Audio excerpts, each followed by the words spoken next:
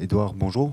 Comment s'est passée la semaine? Forcément un peu particulière, toujours une fin de semaine de mercato. Voilà, j'imagine que maintenant les choses sont claires aussi. Ça doit être agréable pour un coach finalement, même si peut-être tu espérais l'un ou l'autre mouvement en plus, mais en tout cas que les choses soient claires maintenant, de savoir avec quel groupe tu peux avancer jusque fin décembre, début janvier.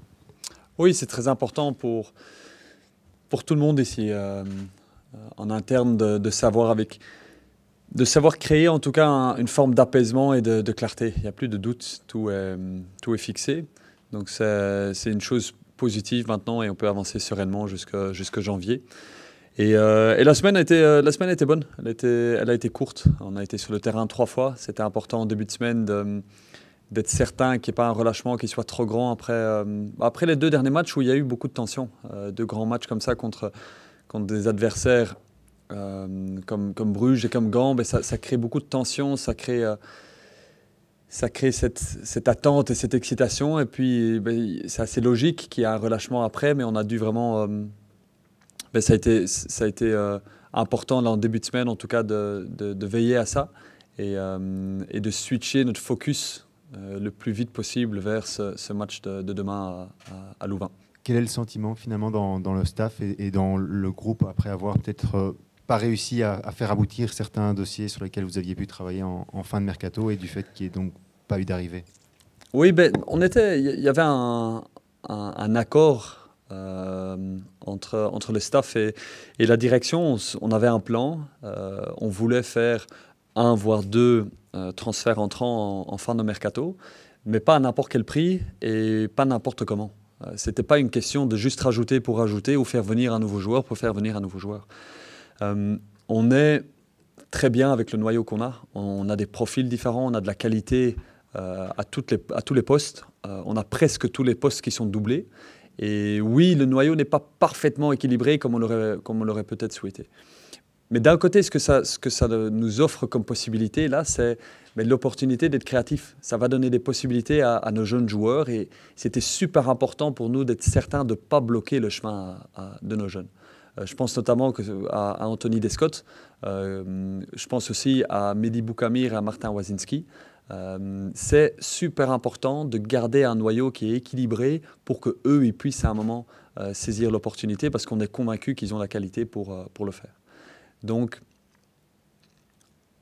le travail qu'a fait la direction dans les derniers jours, ils ont travaillé d'arrache-pied, des offres ont été formulées et envoyées, mais il y a un moment où chaque joueur a sa valeur et on veut respecter ça. Et donc on était très serein en fin de journée. Là, je pense que c'était mardi le dernier jour, mais on était tous très sereins que les opportunités n'ont pas pu être concrétisées. Et c'est pas dramatique, loin de là. J'ai été très ouvert et très honnête, comme je le suis toujours publiquement à la fin du match contre Gand, parce que oui, l'attente, et on pensait qu'on allait pouvoir faire rentrer en 2 joueurs. Ça n'a pas été le cas, donc c'est pas dramatique. On est très confiant avec le noyau qu'on a. Et c'est super intéressant parce que ça va offrir des possibilités et on va devoir être flexible à l'un ou l'autre moment parce qu'on aura des enchaînements de matchs avec plusieurs matchs par semaine à un moment pendant le mois d'octobre et puis décembre.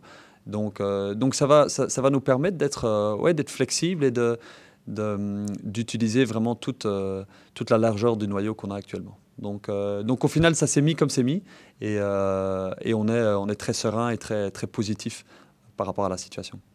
Si je dis pas de bêtises, vous en avez profité pour faire aussi un team building en début de semaine. C'était peut-être l'occasion, d'une part, à la fin du mercato, puisque comme on l'a dit, le groupe est là, et justement d'aider ce switch de se relâcher après cette tension avant de repartir sur autre chose. Oui, exactement. C'était aussi l'occasion de sortir un petit peu du cadre du quotidien ici. On veut toujours trouver cet équilibre entre à la fois, là, on sait que la routine est super importante parce qu'elle permet de créer cette forme de tranquillité. Et à la fois, on veut pas tomber dans une routine qui est négative non plus. Donc de temps en temps, on fait en sorte de sortir, d'aller faire autre chose. Ça crée des liens qui sont différents au sein du groupe. Donc que ce soit au sein du groupe, mais aussi entre le groupe et le staff aussi. Donc c'est très bien de pouvoir faire ça cette semaine. Et en effet, ça a permis de rafraîchir un petit peu l'énergie au sein du noyau.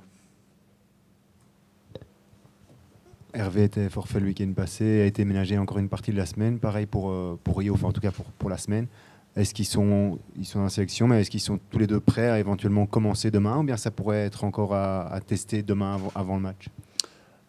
Hervé est à 100% fit, ça c'est clair. Il s'est très bien entraîné aujourd'hui et hier, donc lui il sera de retour dans l'équipe demain. À saluer le match de Pierre. C'est pas facile ce qu'a fait Pierre Patron là, la semaine passée, après plusieurs mois sans jouer. De rentrer dans l'équipe comme il a fait, il a apporté pas mal de confiance à la ligne arrière et à l'équipe dans son ensemble. Donc il a très très bien fait ça. Mais oui, là en effet, la hiérarchie est claire entre les deux. On en a bien discuté avec Hervé et avec Pierre. Donc c'est Hervé qui reprendra sa place. Rio sera testé encore demain matin, mais il a pu bien s'entraîner aujourd'hui, donc ça c'est positif. Et la seule autre blessure qu'on a eue cette semaine, c'est celle de Joris Kayembe, qui a une surcharge musculaire qui va lui prendre une dizaine de jours ou 2 semaines pour s'en remettre. Et rien de grave, mais là aussi on veut toujours être dans la prudence et être certain qu'il puisse faire confiance à 100% à son corps, et donc ça lui prendra, comme je dis, une dizaine de jours à 2 semaines pour être de retour à 100%. Edouard, bonjour. Quelles sont les nouvelles par rapport à Stéphane? Est-ce que lui est en mesure de commencer un match et de jouer 90 minutes éventuellement? Oui, tout à fait, il est fit, il est en forme, il a passé une bonne semaine, donc Stéphane est disponible. Encore par rapport à Rio, où j'ai l'impression depuis sa montée au jeu à Zult, il remonte un petit peu en puissance. Est-ce que tu es d'accord avec ça? Et sous question, de manière plus générale, est-ce que tu penses qu'un passage sur le banc pour un titulaire habituel peut être bénéfique, même si forcément pour le joueur, par nature, lui, il déteste être sur le banc? Mais comment tu gères un petit peu ça? C'est la situation d'avoir un noyau aussi compétitif qu'on l'a. Il va arriver qu'il y a des joueurs, entre guillemets, cadres, titulaires, qui vont se retrouver sur le banc. Que ce soit Knežević, en revenant de blessure, ne retrouve pas directement sa place, que ce soit Morioka à un moment, que ce soit Marco, que ce soit Ali qui a été sur le banc ces derniers matchs. Et de faire comprendre, de faire passer le message que ce n'est pas une punition. C'est simplement la logique sportive de la compétition qui fait ça. Rio a très très bien réagi, entre autres. On a clairement expliqué les raisons pour lesquelles il s'était retrouvé sur le banc. Sa vitesse d'exécution avait diminué, son nombre de ballons perdus par match dans des zones importantes avait augmenté. Et on avait aussi remarqué que ses nombres d'accélération et l'impact physique qu'il avait, que ce soit aux entraînements mais en match aussi, avait légèrement diminué. Donc on a partagé ça avec lui de façon très, très ouverte, comme toujours. Et il a très très bien réagi à ça. Donc sa montée au jeu à Zult, en effet, a été bénéfique pour l'équipe. On a senti directement son impulsion pour l'équipe. Et puis il a fait de très très bons matchs ici contre Gand et contre Bruges. Et je pense que la prestation du week-end passé contre Gand, c'est une de ses meilleures prestations depuis de longs mois. Quel est ton regard sur le début de saison d'OHL et à quel genre de match tu t'attends demain? Ils font un super début de saison. C'est une des équipes qui est en forme. Ils ont aussi plusieurs joueurs maintenant qui sont au club depuis plusieurs saisons et on a l'impression qu'ils arrivent vraiment dans un moment de maturité. Je pense notamment à El Tamari, je pense à Denoro qui commence à prendre une place dans l'équipe dans une position beaucoup plus centrale, ce qui illustre son importance. Ils ont aussi investi énormément cet été à pas mal de positions, du gardien jusqu'à l'attaquant, en passant par la défense centrale. Donc non, c'est un club qui est en croissance de façon générale. C'est une équipe qui est en forme, c'est un coach qui a énormément d'expérience. Donc c'est un des défis les plus, je dirais, les plus importants qu'on a de ce début de saison. Ça va vraiment tester toutes les dimensions de notre jeu, mais aussi ça va tester notre maturité à nous, de comment on va être capable d'aller là-bas et de gérer positivement le match. Il n'y a pas vraiment de neuf qui marque pour l'instant à Charleroi. Par contre, le gros avantage, c'est que, si je ne dis pas de bêtises, 9 joueurs ont marqué. C'est la plus grande différence de joueurs différents qui ont marqué. Est-ce que c'est une bonne ou une mauvaise chose pour toi, d'avoir autant de joueurs qui marquent? Mais pas de 9 qui se dégagent en termes de statistiques, je veux dire. C'est ni l'un ni l'autre, et c'est important de pouvoir s'adapter aux deux situations. On savait que l'année passée, c'était le moment de Shamar Nicholson. On a tout fait pour qu'il puisse s'imposer comme titulaire et devenir notre attaquant le plus important, parce qu'il avait déjà plus de 18 mois d'adaptation derrière lui. Donc on savait qu'on pouvait vraiment baser notre jeu sur et autour de lui parce qu'il était prêt à ça. La même chose pour Bayo quand il est arrivé, il avait un vécu, une expérience et puis des qualités. Il a fait un petit temps pour s'adapter à ses qualités, mais on pouvait tout baser autour de lui. Et maintenant, avec le fait que ce soit Ben Boily et Badji, qui sont de très jeunes joueurs, Badji qui revient d'une période de disette maintenant qui est longue, et donc il n'a pas une énorme confiance en lui. Et Ben Boily qui s'adapte à tout.